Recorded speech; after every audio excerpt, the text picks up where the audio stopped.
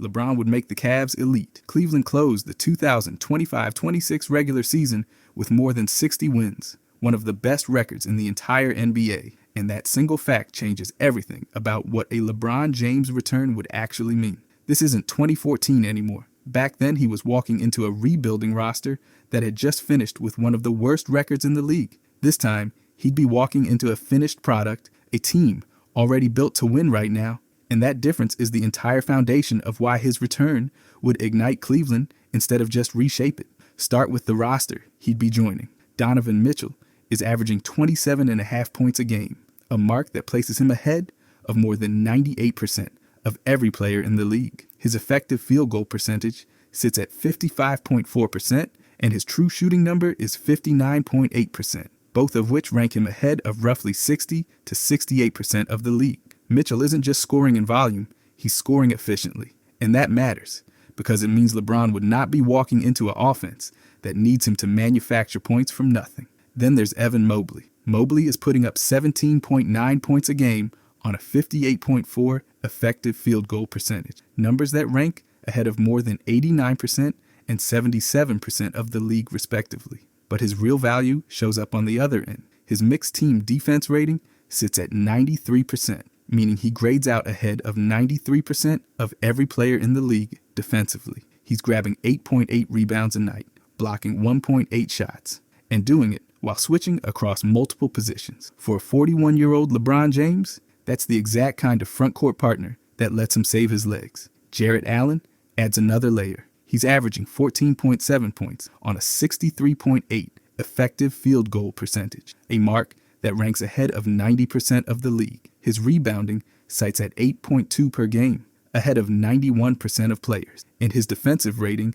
of 89% shows he's not just a name attached to a good team, he's a real reason that team is good. Historically, LeBron has thrived next to rim running, rebounding, screen-setting centers. Think about Anderson Varejao in Cleveland the first time around, Tristan Thompson during the championship run, JaVale McGee and Dwight Howard out in Los Angeles. Allen fits that exact mold, except this version comes with better efficiency numbers than almost anyone LeBron has played beside before. Now add James Harden into the equation. Acquired through Cleveland's blockbuster trade, Harden is still putting up 22.7 points a game with a true shooting percentage of 60.4, ranking ahead of 73% of the league in scoring efficiency. His assist percentage sits at 32.4%, ahead of 94% of every player, meaning he's still one of the best table setters in basketball. Pairing that kind of playmaking with LeBron's own passing gives Cleveland two initiators who can trade possessions, rest each other,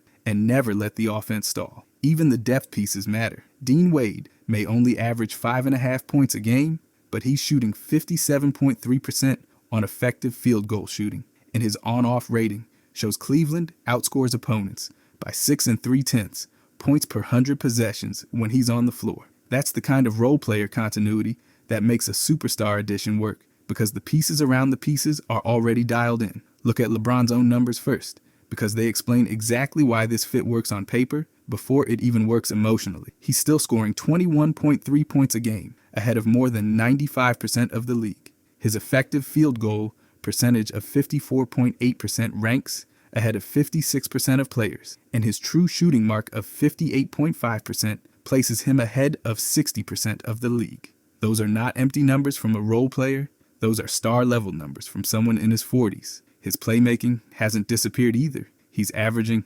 7.2 assists a night, a ball handling grade that ranks ahead of 97% of the league, and his assist percentage of 34.01% places him ahead of 96% of every player in basketball. His turnover rate sits at just 14.57%, which sounds high until you realize it ranks ahead of only 27% of the league, meaning most players who handle the ball this much turn it over even more than he does. In other words, he's still one of the most trusted decision makers alive, at an age when most players have long since lost that role. Defensively, his mixed team defense number sits at 90%, meaning he still grades out ahead of 90% of the entire league defensively. His steal and block numbers of 1.2 and 0.5 per game aren't eye-popping, but combined with a team defensive rating of 114.2, it shows he's still a net positive on that end, especially when surrounded by rim protectors like Mobley and Allen,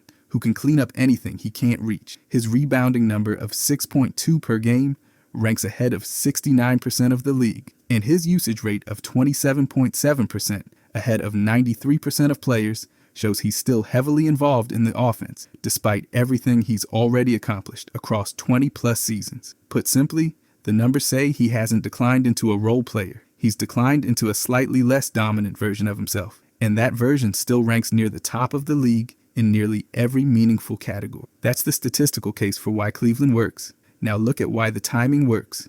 At 41 years old, minimizing travel matters, minimizing offensive burden matters, and playing alongside an already finished contender matters more than at any other point in his career. Cleveland checks every one of those boxes. He would not be asked to average 30 points a night the way he had to during his return in 2014, or the way he was asked to during his final seasons out in Los Angeles. Instead, he could initiate offense in stretches, play what's often called point forward, and let Mitchell and Harden absorb the possessions that used to fall entirely on him. Coaching matters here too. Kenny Atkinson inherited an already talented roster and helped keep Cleveland among the best teams in the entire Eastern Conference. His offensive concepts lean heavily on motion, ball movement, and constant screening, rather than isolation-heavy sets. That's a significant shift for a player who spent large stretches of his career carrying stagnant, isolation-dependent offenses on his own. You ever get home starving and think, I should probably make something healthy? But you're exhausted, so you end up grabbing whatever's easiest? That used to be me. Eating healthy wasn't really a willpower problem. It was a setup problem. Then I found Factor. Factor delivers fully prepared meals designed by dietitians and crafted by chefs, so I don't have to meal prep, grocery shop, or cook. I've been loving their high-protein meals because they fit my routine, and everything's ready in about 2 minutes. The meals are fresh, never frozen, and they have over 100 rotating options every week, so it never gets boring. If I needed this product, it's what I'd use. Head to factormeals.com/ModernJam50off and use code ModernJam50off to get 50% off and 1 free daily green juice for life. Available with a new subscription while supplies last through September 27th, 2026. See the website for more details. A motion-heavy system means fewer possessions where LeBron has to create something from nothing, and more possessions where the ball naturally finds him in rhythm. For a player managing his body deep into his 40s, that kind of system can add years to a career simply by reducing wasted movement and unnecessary contact. Cleveland's continuity also can't be overstated. The Cavaliers have employed LeBron twice already. They've built multiple finals teams around him. They understand his preferred spacing, his preferred pace, and his relationship with Rich Paul and Clutch Sports. A relationship that stretches back years. That familiarity removes almost the entire organizational learning curve that usually comes with adding a player of his caliber. There's no guessing about role, no awkward adjustment period, no wasted half season figuring out how pieces fit. Cleveland already knows the answer because they've lived it twice before. Still, this wouldn't be simple from a financial standpoint. Cleveland has been operating near the luxury tax aprons, which severely limits their cap flexibility. That means complex salary rules, a need for exceptions or minimum type contracts, and significant financial maneuvering just to make a deal work. Realistically, a return would likely require LeBron accepting far less than the max level salaries he commanded during his prime. That's a real obstacle, and it's the biggest reason this scenario stayed speculative, rather than becoming an easy formality. Still, insiders treated Cleveland as one of the most realistic destinations discussed. Mark Stein reported that rival teams viewed a Cavaliers reunion as the scenario to beat, a phrase that speaks directly to how seriously other front offices took the possibility. Brian Windhorst also discussed Cleveland extensively as a realistic landing spot, while still acknowledging every salary cap challenge standing in the way. When two of the most connected reporters covering the league both point toward the same city, that's not speculation for the sake of clicks. That's smoke coming from somewhere real. There was also chatter connecting Cleveland's interest in Bronny James to a possible LeBron reunion. No trade was ever completed. No agreement ever existed. And every report describing those conversations called them speculative at best. There's been no confirmed evidence that Bronny's situation actually influenced LeBron's decision-making in any direction. So that angle stays firmly in the category of theory rather than fact. Now step back and look at the emotional layer, because it's just as real as anything on the stat sheet. Akron is only about 40 miles from downtown Cleveland. LeBron still owns property in Northeast Ohio. His I Promise school remains open and operating in Akron. His LeBron James Family Foundation continues running programs in the same area, and many of his charitable initiatives stay centered around that region. A return would let him finish his career close to the exact community where he built the foundation of his legacy, not as a symbolic gesture, but as a continuation of work he's already been doing for years. He's also already fulfilled one promise publicly. Back in 2014, in the letter announcing his return, he wrote that he always believed he'd return to Cleveland and finish what he started. He delivered on that. He brought Cleveland its first professional championship in 52 years. He delivered the Cavaliers' first NBA title in franchise history. He delivered the historic 3-1 finals comeback against Golden State, a comeback that remains one of the most talked about moments in modern NBA history. Because he already delivered that championship once, a second return would carry far less pressure than the first one did. There's no burden of an unfulfilled promise hanging over it this time, just the opportunity to add to something he's already completed. Think about what a title in this scenario would actually mean for his legacy. It would mean 3 separate championship eras. It would mean championships with 3 different franchises: the Heat, the Cavaliers, and the Lakers. It would mean 2 entirely separate championship windows, with Cleveland specifically, years apart from each other. No superstar in NBA history has ever returned to the same franchise for 3 different stints, while still playing at a championship level. That's not hyperbole. That's simply a scenario the league has never seen before, at any point in its history. And the relationship between LeBron and Cleveland has changed dramatically over the years, which makes this angle even more compelling. Go back to 2010. That's when the decision aired, when jerseys were burned outside arenas, when Dan Gilbert wrote a public letter criticizing him, and when Cleveland fans turned on him almost overnight. Then compare that to 2014, when he was welcomed back with what was basically a hero's return, met with an overwhelmingly positive reception from the same fan base that had burned his jersey 4 years earlier. After 2016, after he delivered the city's first title in decades, everything changed again. His relationship with Cleveland became almost entirely positive, and it stayed that way. A third return wouldn't reopen old wounds.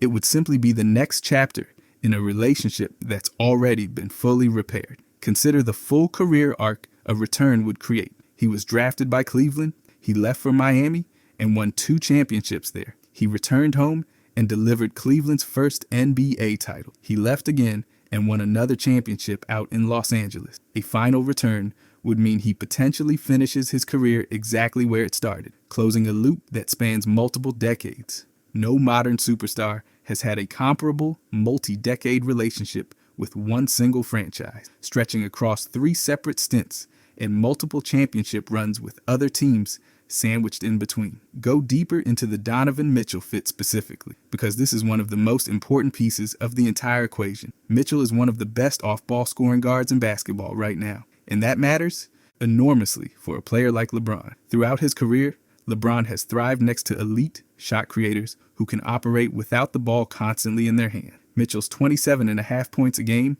already rank ahead of 98% of the league, and his ability to carry entire stretches offensively on his own means LeBron doesn't have to be the primary engine every single night. That reduces wear, reduces fatigue, and extends the number of possessions where LeBron can simply play off movement instead of initiating from scratch. Then there's Mobley again, but from a different angle this time. Mobley gives LeBron something he's rarely had this late in his career, which is elite rim protection combined with real defensive versatility. His switchability lets him guard multiple positions. His lob threat gives the offense a vertical outlet, and his ability to finish in transition adds another easy scoring option that doesn't require LeBron to create anything. Mobley's defense rating of 93% means Cleveland can hide LeBron on easier defensive assignments some nights, something he hasn't consistently had the luxury of doing since his prime years in Miami. Allen deserves another look too, specifically around what he provides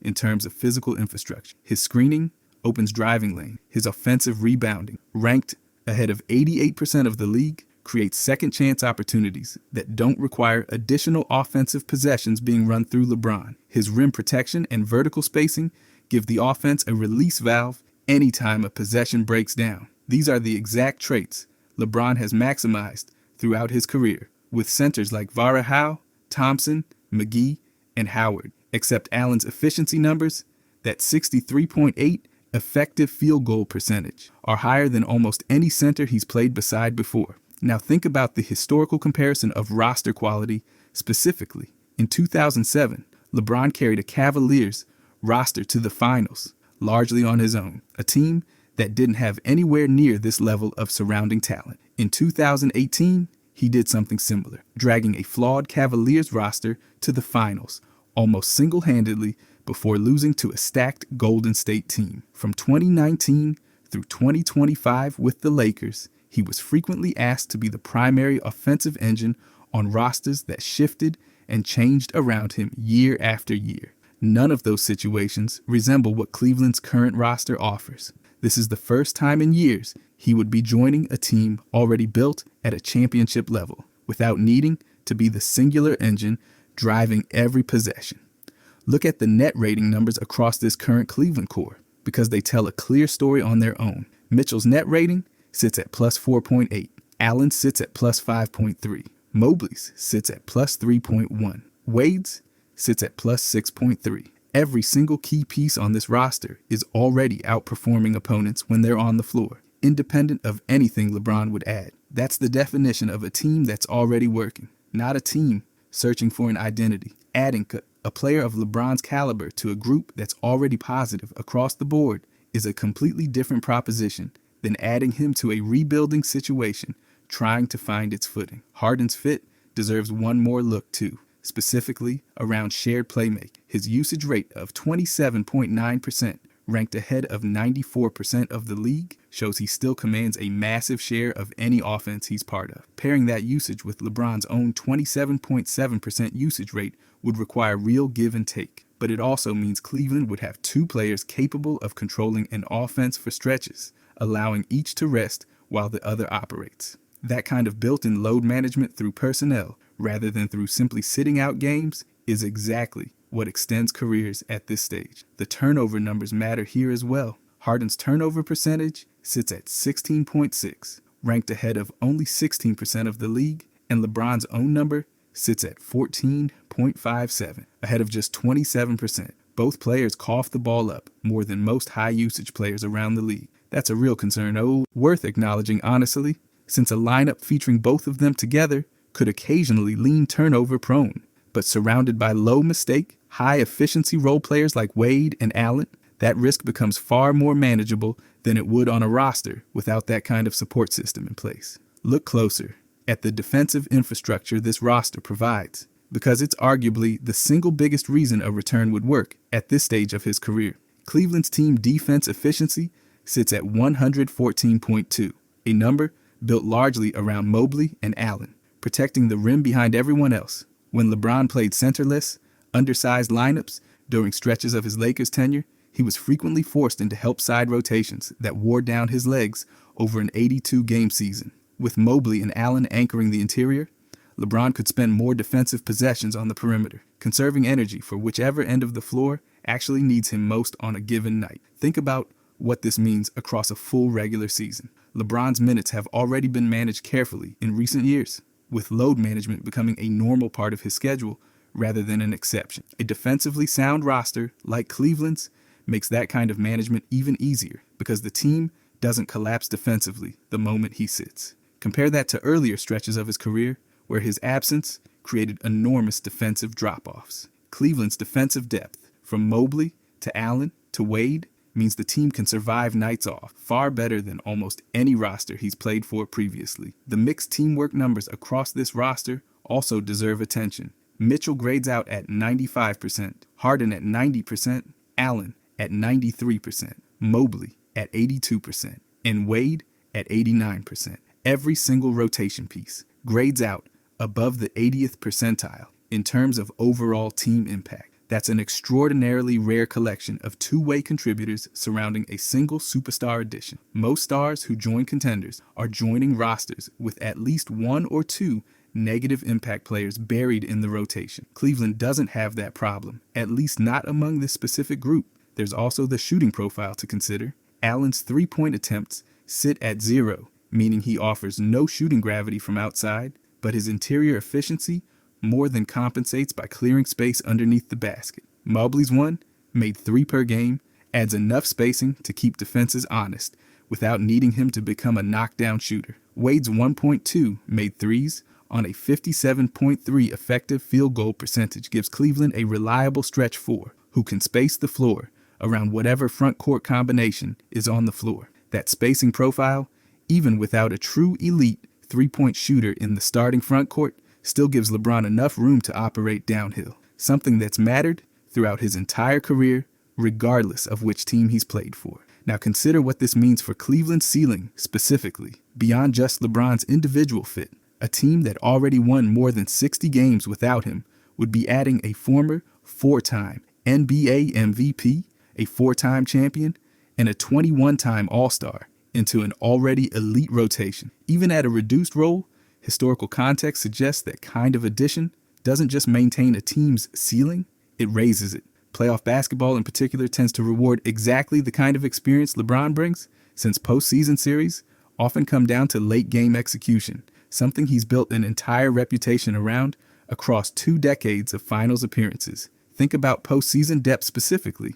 Cleveland's rotation already features multiple players capable of shouldering a heavy offensive workload, from Mitchell to Harden to Mobley. Adding LeBron into that mix means Cleveland would enter a playoff series with essentially 3 or 4 different players capable of taking over a game, depending on matchup, foul trouble, or shooting variance. That kind of depth is exactly what separates teams that make deep playoff runs from teams that get stopped early, once a single defender figures out how to slow down their primary option. There's also a coaching adaptability angle worth exploring. Atkinson's motion-based system already relies on ball movement and constant screening rather than isolation basketball. That system inherently creates easier catch and shoot opportunities and cutting lane, both of which suit an aging superstar far better than a system built around constant one-on-one creation. Systems matter enormously at this stage of a player's career, and Cleveland's system happens to be almost perfectly suited to what LeBron needs from a workload management perspective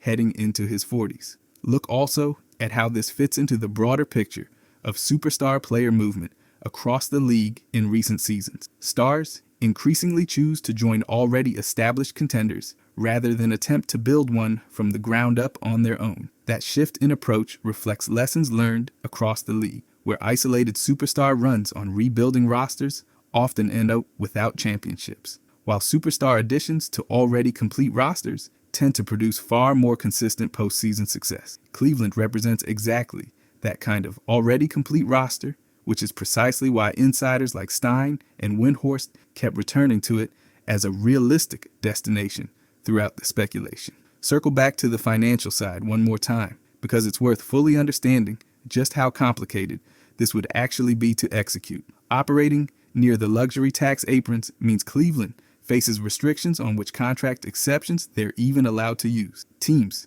above certain apron thresholds lose access to specific trade exceptions in certain types of contract extension, which severely limits how a front office can build out a roster around an expensive addition. That means any deal bringing LeBron to Cleveland would likely require him signing for a fraction of his previous maximum salary, additional roster shuffling to clear space, and possibly even sign and trade mechanics depending on how his existing contract situation is structured at the time. None of that is a small hurdle. Front offices have to balance current championship windows against future flexibility, and taking on a max-level contract, even for a player of LeBron's caliber, always comes with long-term consequences for roster building down the road. That's precisely why this remains speculation rather than a formality, even with every basketball reason pointing toward Cleveland as a logical fit. The gap between what makes sense on paper and what's actually accomplishable under the current collective bargaining agreement can be enormous, and Cleveland's front office would have needed to navigate that gap carefully. Still, the basketball case remained strong enough that respected reporters kept circling back to it. When Mark Stein specifically frames a Cavaliers reunion as the scenario to beat, that's not casual speculation, that's a reporter with strong front office relations, signaling that this outcome carried real weight inside actual organizational conversations around the league. Windhorst, someone who has covered LeBron's career since his earliest days in Akron, bringing up Cleveland repeatedly, despite acknowledging every financial obstacle, adds even more credibility to how seriously this scenario was discussed behind the scenes. Think about how rare it is for two of the most connected LeBron reporters in the business to both land on the same team independently. Reporters covering superstar free agency often disagree wildly about destinations, floating a dozen different possibilities before anything materializes. The fact that Stein and Windhorst both kept returning specifically to Cleveland, despite covering the league from different angles and different relationships, suggests this wasn't just fan-driven wishful thinking.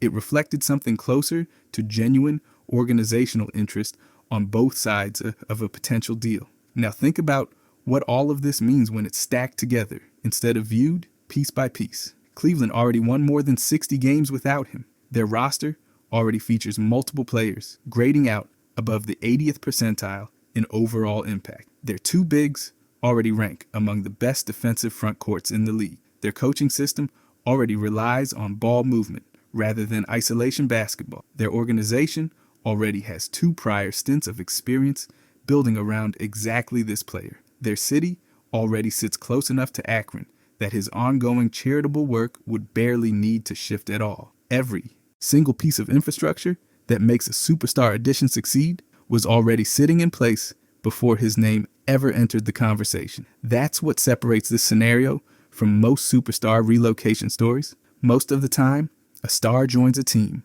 and the front office spends the following months or years figuring out how to build the right pieces around him through trades and free agency. Cleveland skipped that entire process. The pieces were already there. The system was already working. The chemistry was already established among Mitchell, Mobley, Allen, Harden, and Wade. LeBron wouldn't be the foundation of a new era. He'd be the final piece completing one that was already fully constructed. Consider the historical weight of that specifically. Very few superstars in league history have ever joined a team this fully formed at this late a stage of their own individual careers. Most aging superstars either stay with declining rosters built around them years earlier, or they join teams still figuring out their identity as part of a rebuild. Cleveland offers neither of those situations. It offers a team already at the height of its powers, already winning at an elite level, simply looking for one more piece to push it over the top in a playoff series. That combination, elite roster continuity, favorable coaching system,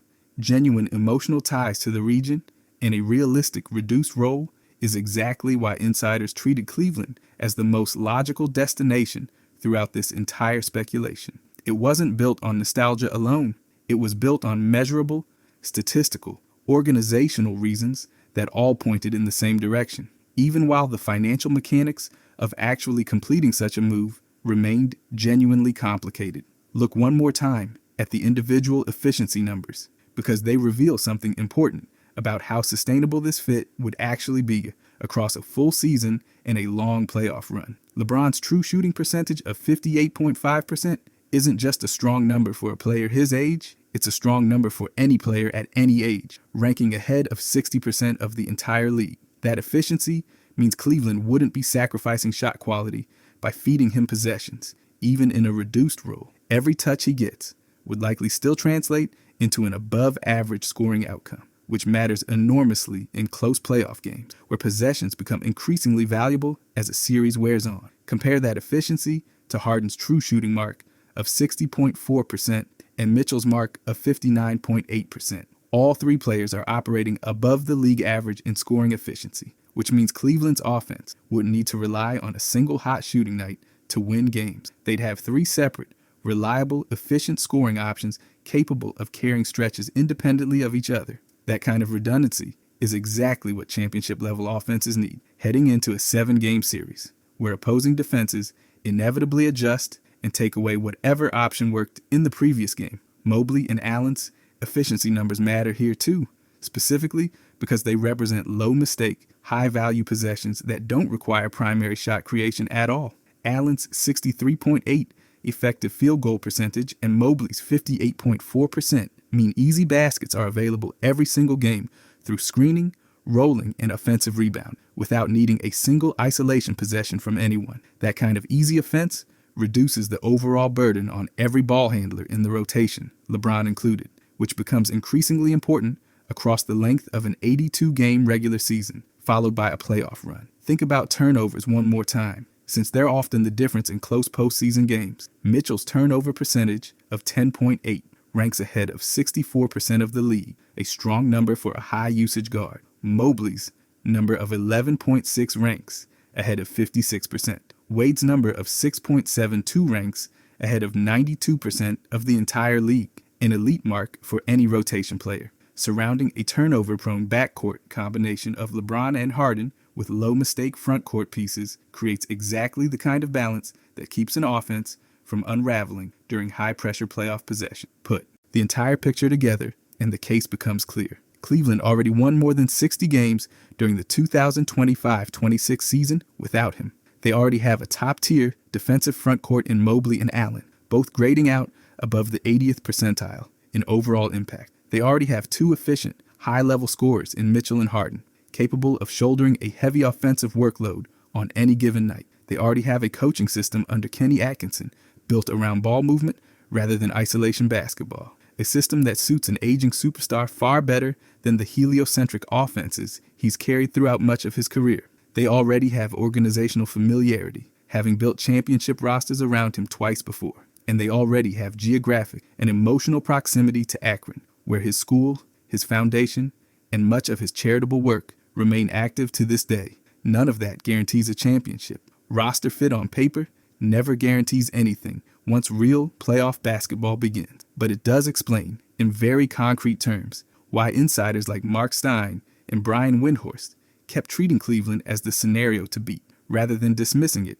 as sentimental fan speculation. The financial hurdles were real. The luxury tax apron restrictions were real. The need for LeBron to accept significantly less money than his previous maximum salaries was real. But none of those obstacles changed the underlying basketball logic, which pointed toward Cleveland as close to a perfect fit for exactly where LeBron's career stands right now. Think about the legacy stakes one final time. A return that ends in another championship would give him 3 separate championship eras, spread across 3 different franchises, with 2 entirely separate title runs, specifically in Cleveland. That's a scenario the NBA has simply never seen before. Not from Michael Jordan, not from Kobe Bryant, not from anyone who's ever worn an NBA jersey. It would mean closing the loop on a career that started in Akron, traveled through Miami and Los Angeles, and potentially finished exactly where it began, with a roster fully capable of getting him back to the mountaintop one final time. That's why this scenario carried so much weight throughout the speculation. It wasn't just about nostalgia,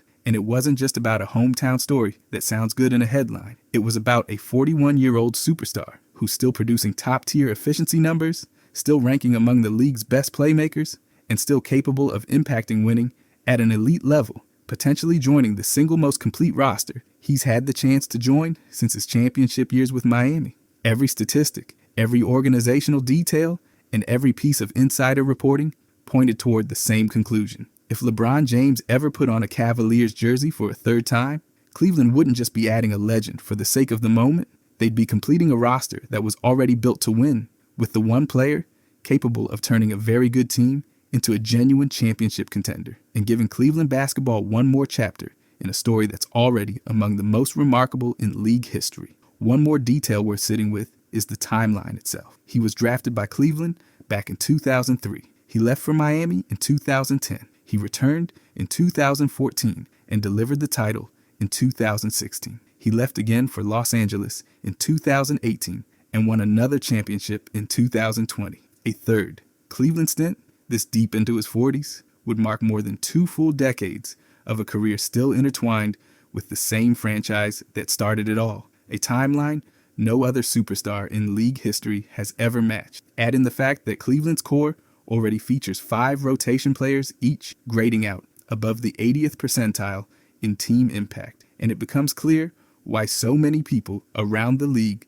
treated this as more than just a fun hypothetical. It was a legitimate basketball fit, sitting right there in the numbers, waiting on a financial structure complicated enough to make it anything but simple.